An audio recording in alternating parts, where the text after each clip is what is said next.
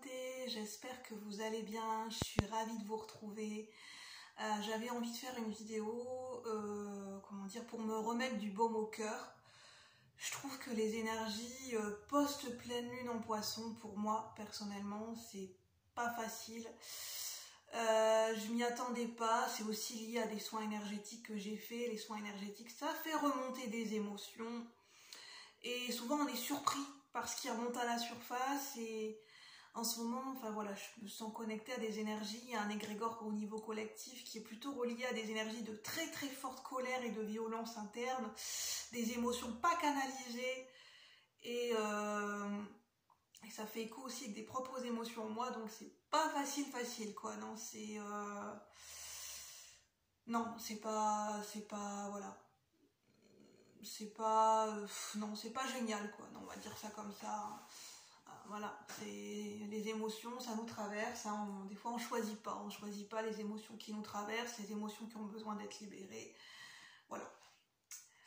Soit dit en passant, j'espère que vous allez bien, j'espère que vous, les énergies de pleine lune en poisson, ça s'est plutôt bien passé pour vous, c'est plutôt fluide. En tout cas, c'est là pour nous purifier.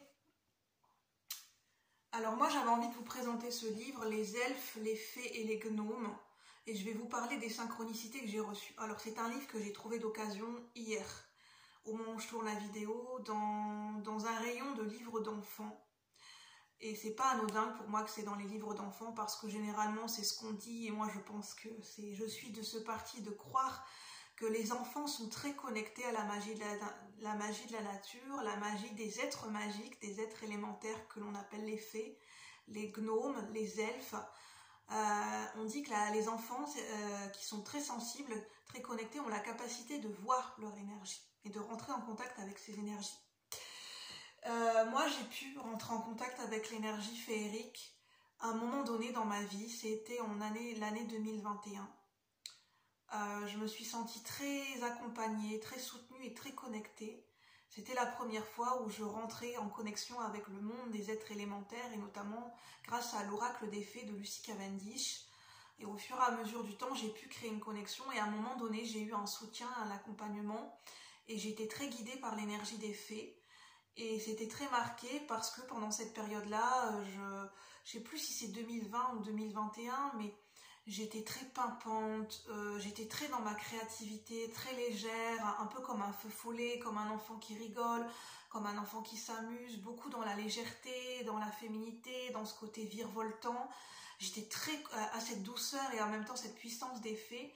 J'ai été très connectée à leur énergie parce que je pense qu'à ce moment-là, je résonnais beaucoup avec leurs vibrations, et à un moment donné, j'ai un peu perdu cette connexion. Et je me suis sentie appelée par l'énergie des dragons. Là, j'étais plus connectée avec l'énergie des dragons. Donc j'ai connecté avec les deux énergies, les énergies des êtres élémentaires des fées et les énergies des dragons. Alors, pour moi, c'est une réalité vibratoire puisque je l'ai ressenti et je l'ai vécu. Je l'ai expérimenté dans mes ressentis, donc je peux d'autant mieux vous en parler, des êtres élémentaires. Et j'ai canalisé aussi un texte qui fait écho. En septembre 2021, j'ai été inspirée à écrire un texte qui fait écho à un texte qui est écrit là-dedans. Ce livre a été publié en septembre 1989, mon année de naissance, pas septembre mais 1989, mais pour dire que le livre a été publié en septembre 1989. Septembre 2021, c'est là où je canalise un texte qui ressemble à un texte qui est déjà dans ce livre. Plus tard, on est en septembre 2023, je trouve ce livre. Donc on a la synchronicité du mois de septembre et plus 1989, mon année de naissance.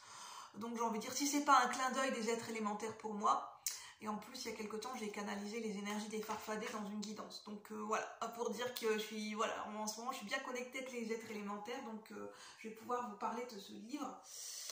C'est un livre qui est très, très important, je trouve. Les textes sont courts, il y a des belles images, je vais vous parler des artistes aussi. Mais ça parle de sentiments d'amour, ça parle d'unité, ça parle de vibration, que l'être humain a oublié que tout est énergie, qu'on fait tous partie d'un tout, d'une même communauté, de l'intérêt de prendre soin des arbres, de prendre soin de la nature, que nos pensées, qu'on peut aider la terre en ayant des pensées positives, en apportant de l'amour aux arbres, aux plantes, en en étant dans la connexion consciente avec les arbres, les plantes, en leur apportant des belles énergies. C'est ce qui permet à la terre, aux plantes de fleurir, et que quand une plante ou une fleur est à proximité de quelqu'un qui a plutôt des énergies très sombres, eh bien ça va plutôt, en fait, cette fleur, ça va pas l'aider à pousser en fait. Et c'est ce qu'on nous dit. Que comme l'être humain, c'est beaucoup si, enfin, il y a eu beaucoup la question de l'urbanisme, les gens qui vivent beaucoup en ville ont oublié ce que c'était que la nature, la connexion simple avec la nature, avec le grand tout, avec les arbres, avec toute forme de vie, et ils ont perdu aussi cette magie et cette connexion avec les êtres magiques de la nature qui protègent la terre, les êtres élémentaires, les fées, les elfes, mais il y a beaucoup d'êtres élémentaires qui sont connectés à l'esprit de l'air, à l'esprit du feu, à l'esprit de l'eau, et qui résonnent avec la vibration de l'éther. Donc je vais vous lire leur introduction, leur préface. Alors en artiste, on a Jophra, J-O-H-F-R-A, qui est un peintre hollandais de renommée mondiale, surtout connu pour ses interprétations des signes du zodiaque. Il s'est toujours plu à peindre les mondes de l'âme humaine, les univers mystérieux de la nature. On a Hélène Laurienne, également d'origine néerlandaise, qui est connue dans le monde de la peinture et très proche des énergies de la nature. Et elle a toujours su se faire l'interprète des rencontres entre les forces de l'air et celles de l'eau. Et Karjan, de même nationalité que Jophra, et Hélène Laurienne, a admirablement su appréhender par la sculpture de cire le monde des elfes et des fées. Donc je vais vous lire un petit peu, donc c'est aux éditions Arista. Préface, donc je vous montre un petit peu. Donc, je vous montrerai quelques textes et quelques images. Aujourd'hui, nous les elfes aimerions vous parler un peu de nous et de notre monde. Ce monde tout aussi réel que le vôtre, mais qui pourtant d'humain n'a pas d'autre réalité que celle des contes de fées. Il eut pourtant autrefois un temps où nos deux peuples, le vôtre et le nôtre, étaient proches l'un de l'autre. Un temps où les hommes ne nous avaient pas rangés sur les rayonnages de leur chambre d'enfant. Un temps où ils connaissaient nos activités, notre joie, notre gaieté. Souvenez-vous, nous formons une grande famille très diversifiée. La terre, l'eau, l'air et le feu sont nos demeures.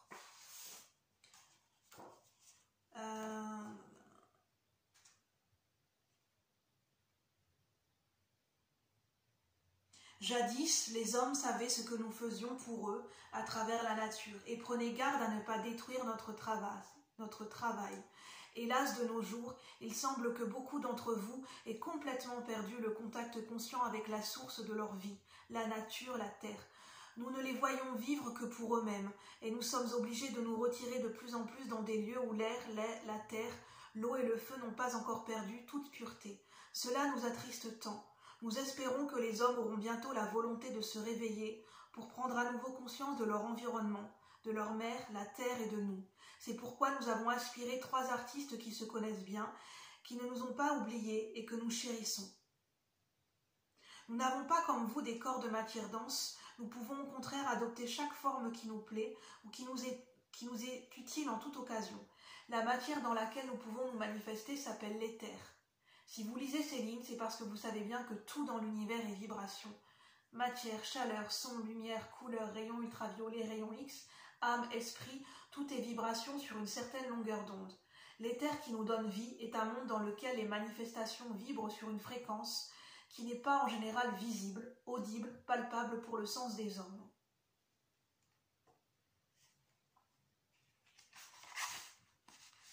Alors, je vais vous montrer quelques images.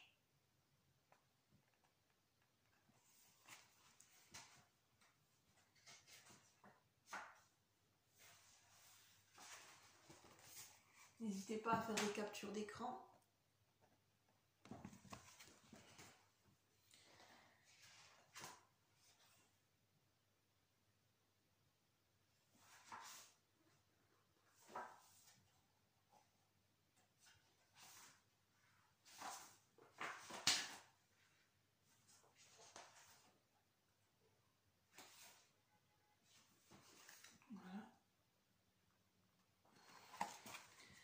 Ensuite, j'essaye de vous trouver des petits tests sympathiques.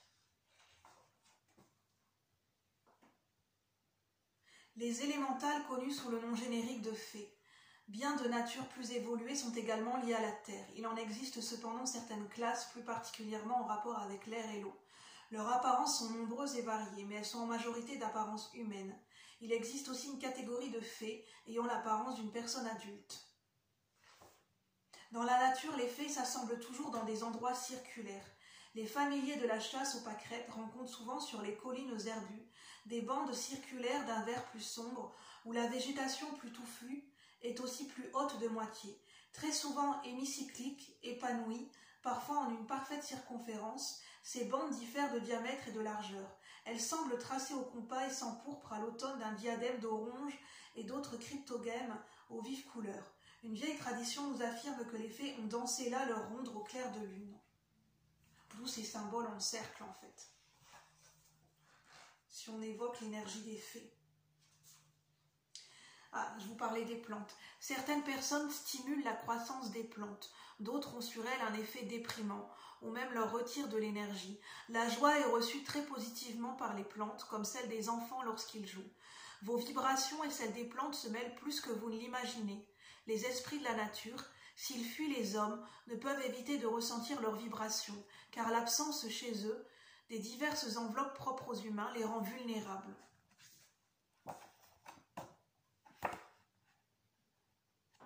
Une fée vient au monde pleinement développée comme l'insecte. Elle vit sa vie courte ou longue, sans aucune apparence de fatigue, ou besoin de repos et sans aucun signe perceptible d'âge à mesure que les années passent. Mais à la fin, il vient un temps où son énergie semble s'être épuisée, où elle devient comme fatiguée de la vie.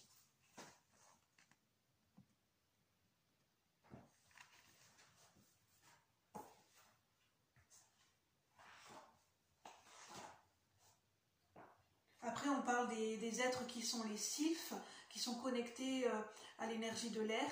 Ce sont des êtres supérieurs à celles des êtres éthériques, au même niveau que celle de l'homme ordinaire, mais ne possèdent pas encore une individualité permanente capable de se réincarner. Et après, on a les êtres du feu, connectés aux salamandres, aux esprits du feu. On parle des gnomes, les ondines, les fées de l'eau.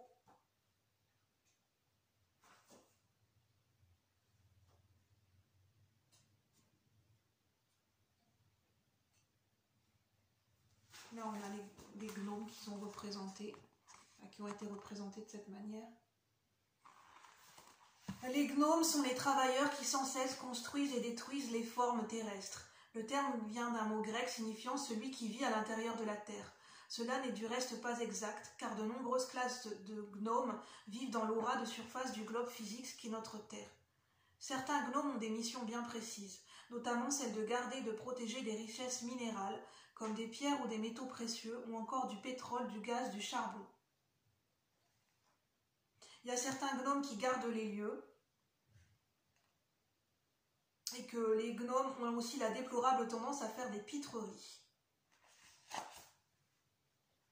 Je vais vous lire le petit texte voilà, derrière qui est très parlant, je trouve. Je vous en parlerai une autre fois, mais c'est très connecté à un texte que j'ai canalisé en septembre 2021. L'homme se détruit lui-même parce qu'il se pense en termes de séparation. Il se croit seul et isolé. Comment pouvez-vous ignorer que le souffle du vent, c'est vous? Vous encore chacun des rayons que le soleil vous envoie, que vous êtes issu de l'eau et qu'elle relie tous vos tissus, que vous ne pouvez vivre sans l'air que vous respirez. Comment pouvez-vous être assez obtus pour ignorer que lorsqu'un être souffre ou se réjouit, la conscience tout entière de la terre partage sa souffrance ou sa joie? Achevé avec Delphique Pensée en septembre 89.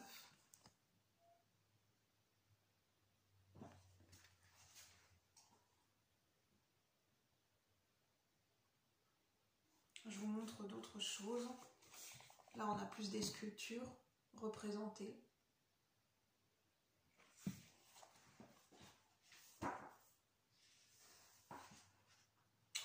Je vous en montre un petit peu, voilà. J'espère que vous aurez apprécié cette présentation. Et puis, je vous montre la couverture de livre, si vous voulez faire une capture d'écran. En tout cas, j'espère que vous aurez aimé cette présentation de livre. Je trouve que c'est un livre, vous avez les noms des artistes juste là, si vous voulez les reprendre pour les découvrir sur Internet. s'ils ont des comptes Facebook, Instagram, vous pourrez les découvrir. Voilà, je voulais vous montrer ce livre qui est pour moi, je trouve, très beau, très intéressant et très poétique, et très intéressant à connaître pour se relier aux êtres élémentaires et être connecté et connaître l'importance des êtres, des esprits de la nature et de la terre. Voilà. À bientôt la communauté. J'espère, n'hésitez pas à liker, à commenter si vous avez aimé cette vidéo, à la partager. Je vous souhaite une bonne soirée et je vous dis à bientôt pour de nouveaux partages. Bye bye. Merci pour vos abonnements et bienvenue aux nouveaux abonnés. À bientôt.